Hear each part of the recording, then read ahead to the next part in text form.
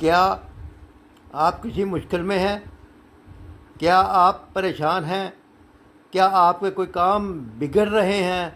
تو فکر مت کریں، اللہ تعالیٰ آپ کو تھامنے والا ہے اپنی رحمت کے ساتھ۔ آپ فریاد تو کر کے دیکھیں، اللہ تعالیٰ ہی سب کاموں کو ٹھیک کرتے ہیں۔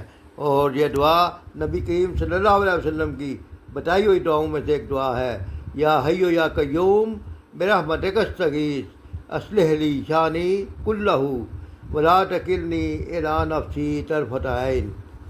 اے ہمیشہ زندہ رہنے والے، اے ہمیشہ قائم رہنے والے، تیری رحمت کے سبب سے فریاد کرتا ہوں کہ میرے سب کاموں کو ٹھیک کر دے، اور پلک جھپکنے تک بھی مجھے میرے نفس کی طرف مت سونپ۔ کیوں؟